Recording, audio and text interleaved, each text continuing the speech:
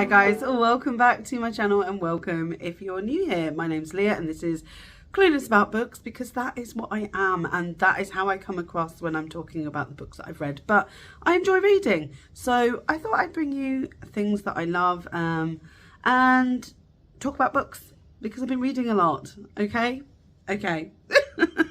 So I started off this year with a 10 book reading challenge on Goodreads. I've actually upped it to 20 because I read 7 books in June.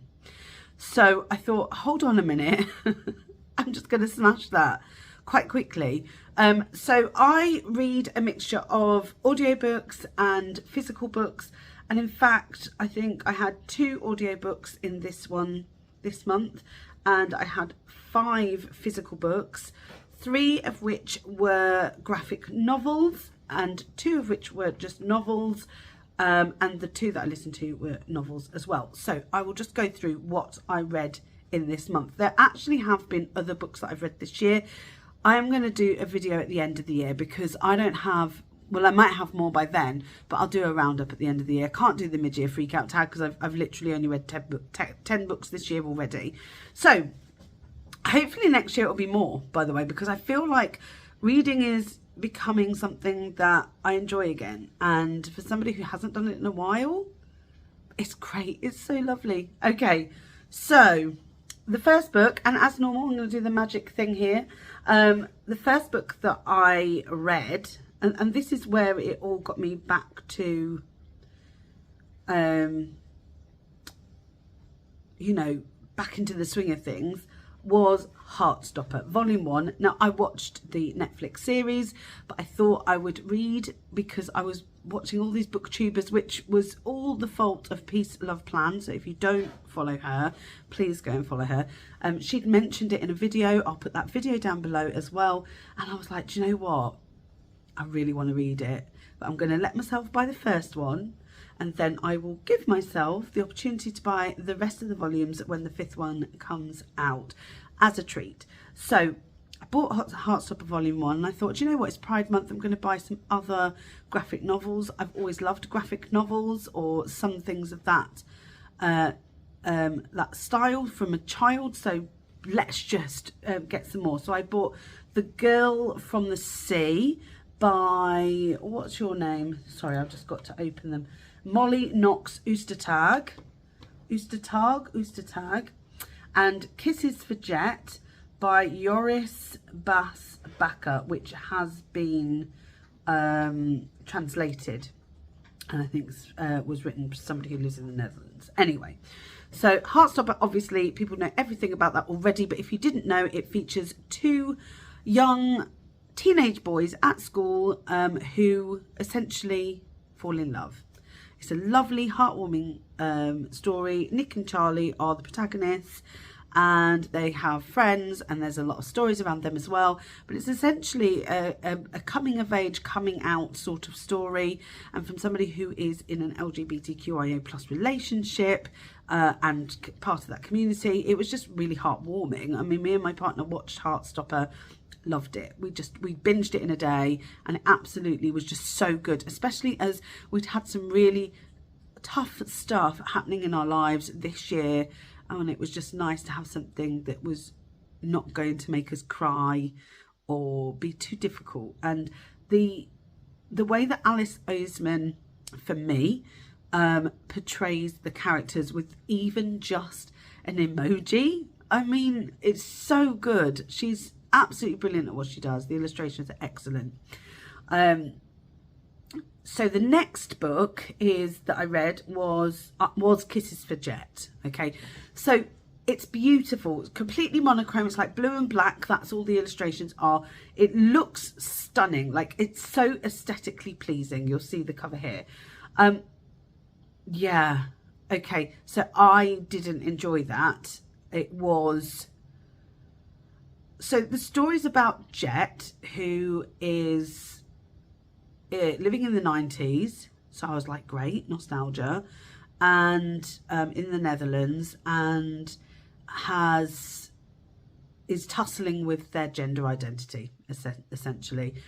But it's not, nothing goes anywhere. My review is probably quite funny because I was not happy. So it's got a 3.53 rating on Goodreads. My rating was 2. And I just wanted to, I really wanted this to be good. I will say trigger warnings, there's mentions of self-harm, body image, body dysmorphia, mental health, postpartum depression. So there's, and also obviously there's quite a lot of graphic parts of the book, especially genitalia.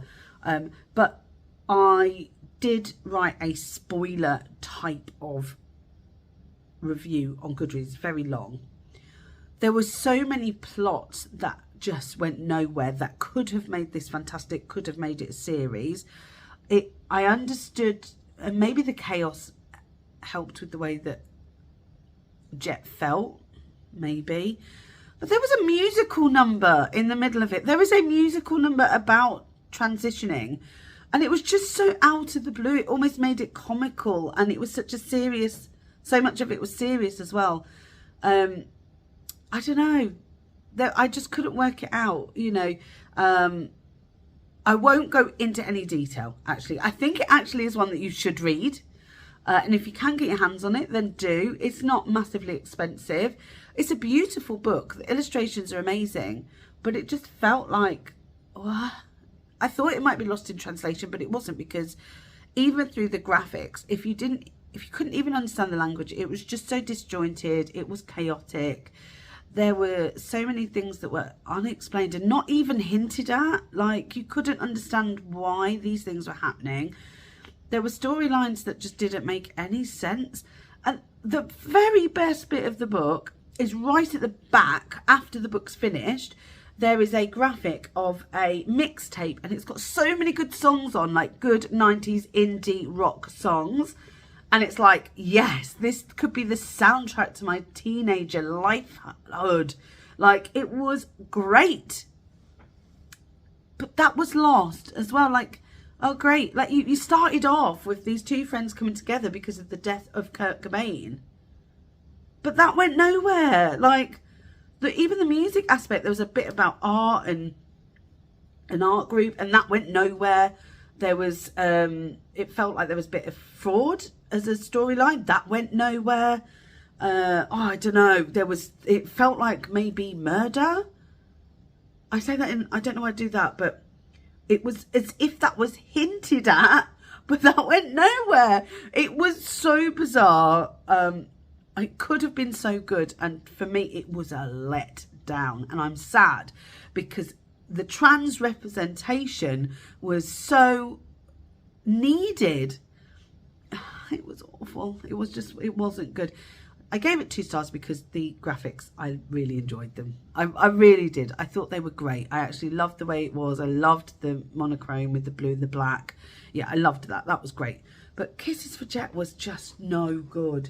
There was nothing, I mean, there was a kiss as well, but it felt like it didn't make any sense as a title either. I don't know. Anyway, the next graphic novel that I read, and maybe this is why I read 7 books in June, because to be fair, this was like the middle of June that I started. So this was nominee for Best Graphic Novel in Comics 2021 in the Goodreads Choice Award. So it was a nominee. It's got 4.17 stars. It's definitely one that could be young adult. It's so good. It's so well drawn. This is The Girl from the Sea. And Molly Knox Ostertag is just on point with it. It is like the sapphic version of Nick and Charlie in such a way. I adored both characters in their own way. You've got Morgan, who is... you've got Morgan, and then you've got Kelty, who is the love interest. But it's also got some sort of folklore in there, because Kelty is a Silky. Is that what she's called? Anyway, it's amazing. I loved it. I wish there was another. It is standalone. I wish there was another thing for the book. Another a sequel. This is why I'm clueless about books. I never remember the words. I loved it. My daughter is 10, and they have requested to read some of the graphic novels. I will let them read Kisses for Jet. Maybe they might get something from it. She's quite worldly wise, and I don't think there's anything in there that would be shocking. Like, it's not shocking, even though there's some trigger warnings. It's not shocking. It would probably just go over her head, to be honest. But I think she will love The Girl from the Sea, like love it. I could see that she would maybe identify with some of the girls in this story. I just loved it. It was great. And I gave it a 5-star because I just loved it. And nobody's talking about it, actually. I haven't seen anyone talk about it, and they need to, because it's so, so good. I did give it a review, I think. Did I review it? No, I don't think I did. I just gave it... Oh, I did. I said exactly the same. Morgan and Kelty are the Charlie and Nick of the Sapphic world. The story was great. I won't give any spoilers, but Molly Knox is the tag, managed to capture the love through her exquisite illustrations. Worth a read if you loved Heartstopper. I genuinely really love this book. Go and buy it. I think it's really cheap on Amazon right now. The illustrations are beautiful. They're so good. And there's stuff that I would like to print out and have just around. I just love it. It's amazing. So that was a 5-star for me. Same as Heartstopper, I should have said. 2-star for Kisses for Jet. Alongside reading these books, I also listen on Audible. So I asked my partner, I've had loads of things on Audible that I hadn't listened to. And I asked my partner to pick a book, literally randomly pick a book. And she picked Queen Bee by Jane Fallon. I gave this a 3-star. It says it's chick lit romance. I wouldn't say it's romance per se at all, actually. I felt like it was quite lackluster. I don't think I gave a review of this one. No, I don't know. I didn't feel like close to the characters. I don't know, it just felt like it dragged. I gave it 3 stars because there were some really nice bits of the story, and there were areas that I liked. I quite liked some of the characters, but I didn't really get why the main character was doing what they were doing. I've just seen something's fallen off my wall, and that's really annoyed me. So it's forgettable. Like, I can't even remember the main character's name. No, like, it's fine. It was a fine book. It got a 3-star. It was fine. It was better than Kisses for Jet. But, you know, 3-star is a fine book. It's very much an easy read. It was an easy listen. Of course, I listened to the book.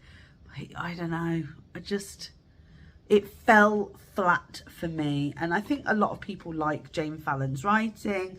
I think she wrote Faking Friends. I've not read that book. I actually haven't read any other Jane Fallon's, but a couple of people who are fans of hers said this is probably not in their top 10 of hers. So it was lackluster. The next book I read has got a lower rating on Goodreads, and it's Oh My God, What a Complete Aisling, the novel. And it comes from, I believe there was a Facebook group, and they were talking about Oh My God, What a Complete Aisling, which is like a very loose generic term about a type of girl. It's not horrible at all. It's just the sort of girl that is probably a bit more conscientious, a bit naive maybe. It's like, and it's cute. And as I said in my review, and how I felt about this book is I gave it a 4-star. And I would say it's a 3.5 rounded up to a 4-star. But my view of it is that the reason I loved it is although I haven't got Irish descendants or blood family, my family are Egyptian. And a lot of the people that my dad moved to Egypt with married different people, and we all hung out when we were younger.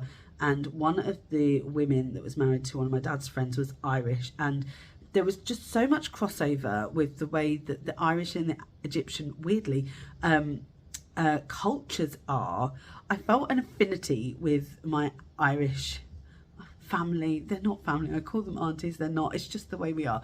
And I felt very close to them, and I grew up with them. And, you know, these women were just such the life of our parties. And I still now, like, they're so amazing. I still think of them all the time. So when I heard this, you know, it's very Irish. It in the sense that they have really taken the Irish culture of that time and they've put it into this book, and just, it was good. I liked it. It was familiar. It was homely. It was very easy to read if you're okay with the Irish colloquialism. It was just, you have to really be in tune with the culture to understand it, I think. And there's a couple of things that I really liked. They mentioned Mrs. Brown's Boys being an unfunny comedy, which is quite nice because I agree. But this was an Irish book and I really enjoyed it. So I think it's interesting. There were some things that were glazed over. They didn't take it too seriously, even when it was a serious topic. There is a death, and that's, but it wasn't made to be very sad. It's a joyful book. I liked it. I liked it more than some of the other books that I read this month. I actually liked it more than the Jane Fallon book, even though the writing is very.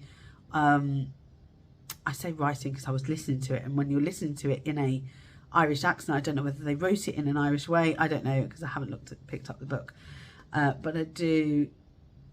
I thought it was joyful. I thought it was good. There was at the start of the book. They talk about the smell of Lynx Africa and heather shimmer on the lips, and I was like, oh, I remember that. But apparently that's still happening in Ireland. It was the 90s for us, but still happening there. And it sort of takes you back to how that was and who she is. And, you know, the fact that she's not really... It's that naivety. It gave you that. And I loved it. Anyway, didn't get a 5-star, but it is a good book. And I think that if you want something lighthearted to read, especially over the summer, if you understand the Irish culture, then go for it. Let's have a look. Let's go back. Sorry, I keep going off to the side, and that's probably no good, but I've lost my... There you go, I lost my mouse. So, I ordered some books, and I actually did the haul on my other channel, so it probably won't mean anything, but I read Lessons in Chemistry by Bonnie Garmus, and I gave that, I want to say, a 3.5. Yeah, but I rounded up to 4 on Goodreads. So, this is about chemist Elizabeth Zott, and Elizabeth Zott is a scientist. But she's treated unfairly because she's a woman, and then she gets taken on to do a cooking show. That's the premise. It was just contradictory. I liked the book. Like, I read it very quickly. It took me about, I don't know, 3 hours to read. It felt like and it was a 400-page book, so I read it really quickly. So I just said it was a really easy read, and if you just take it at face value, it is enjoyable. It is. And how I compared it is, I love the programme Marvellous Mrs. Maisel, and I feel like it's really a parody on how life was, especially Jewish life, in the 1950s, 60s, okay? And I think they're taking an idea of how things were, and they are putting it into like a fishbowl where it becomes a lot larger than it really is. And I love Marvellous Mrs. Maisel. It's absolutely brilliant. It is very overly made. I don't know how to explain it. It's almost like it's not just a parody, but like a melodramatic way of doing it. I can't think of the words of what I'm trying to say, but if you've not watched Marvellous Mrs. Maisel, go watch it. It's fantastic, especially if you're like me and you're Jewish. So I've spoken about my Arabic side. I'm also Jewish. And it just resonates. It resonates so well. And it had that feeling. It was not real. It wasn't realistic. There were some difficult themes that were glazed over in this book. She also, it felt like it was coming from a place of feminism, but the story still had, she kept making a massive deal about not being married and not having children, and that being almost like women who did were stupid. And I was like, surely feminism is the freedom of choice, and I didn't like that aspect to it. The relationship that she had with her partner, and I won't spoil anything, was contradictory. My favourite character in the whole thing was 630, the dog. And there's a story why the dog's called 630, but you got some glimpses of his point of view. I liked that. And I actually think if a book was written, this book was written by the dog's point of view, the whole book would have been more sensical, and the way that it was perceived, because it was a dog, would have been much better. I actually think that would have been brilliant. I actually think if 630 had been the narrator throughout, would have been amazing. Loved it.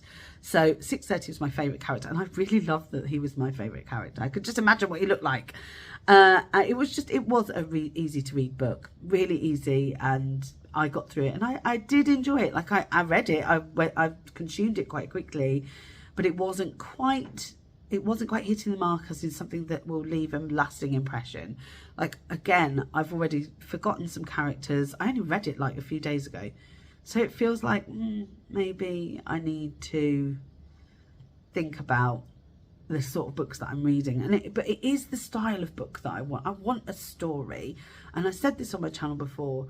I like books that aren't necessarily like, I like cozy books. This was definitely cozy. I like things that just tell a story about characters and you get to know the characters. I enjoyed that. So I think it was nice. Is it going to win any awards? Probably not. But it was fine. It was a fine book. Again, it was better than fine. It was better than fine. It was just very much through a magnifying glass of what that era was like, and maybe dramatized a little bit, like given a bit more. What is the term when you just do it a little bit, not parody, but it's just a little bit over dramatic? Not dramatic. I'll think of the word, and when I remember, because this brain doesn't work like it used to, I'll put it on here. Anyway, so the last book that I read in June, and it literally was the last day, it was the 30th, I finished it, took it back to the library that very next day, was Rachel Elliott, Flamingo. And this was it was Women's Prize of Fiction nominee for the long list. So it was a long list nominee for the Women's Prize in 2022, so last year. So it's a story about family. It's meant to be a really feel-good story. It's meant to be like an uplifting story. It has got LGBT connotations, although I wouldn't say that's the centre focus, although it should have been, and they missed a trick. So there's one thing I noticed that I didn't like, and maybe this is something that somebody needs to tell me about. There were no speech marks, right? There were no speech marks when people were reading. So it took me a while to get used to that. I couldn't work out if it was part of the book or if it was being spoken. And that frustrated me so much. It was beautifully written, almost like a poem. And maybe the speech marks would have left me not thinking that. The way it was structured was beautiful. Loved it. I gave it, what did I give it? 3 stars. Because it was going so well, and the characterization was just so on point, and then it just fell flat at the end, and I was gutted. Like, I was literally gutted. So yeah, I'm not gonna lie, it just fell flat, and I'm sad. I feel like it was the way that it was written, how beautiful it was to distract us from the story being a bit rubbish. Didn't give us anything, and I'm so sad. We're left with surface only characters. There was a glimpse to who they were, but nothing more. I don't know. I have some negative feelings about it, but I loved its construction. Like I say, the structure of it, the writing style was really good. I actually really like that writing style, and I'd like to maybe try it out a bit more, see if there's anything else written like Rachel Elliott. But the story, it just wasn't there. It just felt, Like we had 2 timelines and I was excited by that. I really enjoyed that. There was a bit of travel in there and there was a, you know, and that was quite good. But like it left me wanting more. I wanted more. There was a central character called Eve and my God, I needed more of her. Like she just, we had so much good stuff. And then it was like, Eve who? I was like, no, she seems so good. And it made no sense to not have more of that story included. Like, why? Give us more. And that everything was sort of left a bit, and the ending was just, no. The ending was no for me. Like, they should have not bought, where the ending was, if they'd have left it open-ended, it would have been better. But the fact that she wanted to just, like, close it off, like, nip it in the bud, oh, no. Not for me. I did not enjoy that bit. That really left me with a feeling of dissatisfaction. And you know what that's like. It's like, why would you do that? I'm so dissatisfied with that. So, again, it's not a negative because I did enjoy the book. It was 3 stars. Oh, I wanted more. And maybe that's the idea of it. But Flamingo was a no in terms of how it left me. Everything else was amazing. The cover was amazing. The idea of the story was good. The characterization to a certain point was good. Mr. Trick. So I'm gutted. So if anybody else has read that, I know it's on Jack from Jack in the Books and Jack Edwards. I know it's on his TBR. I'd love to know what he thinks, actually, because maybe it's just me. So that's it. So that's my 7 books that I read. I'm currently in the middle of reading a couple of books from my list, which is that you saw my July TBR. Some already, I'm almost finished. I'm almost finished my first one. I'm really struggling with my audiobook at the minute, and it's my own fault because I clicked on chapter 83 chapter 79, and because I was working, I hadn't realised until it said chapter 83, and I was like, oh crap, I've missed the whole book, and I've spoiled it for myself. There's 87 chapters, and I literally was 4 chapters before the end before realising that I'd knocked it, and I hadn't realised. I was sort of like, I thought it was just another timeline. Gutted, absolutely annoyed with myself. I am listening to it now, but it's just spoiled. And I don't know whether to DNF it. So anybody who's ever done that before, please tell me and tell me what I should do. Shall I just stick it out? I really spoiled it. It was a big twist and I spoiled it by clicking it by mistake and not realising.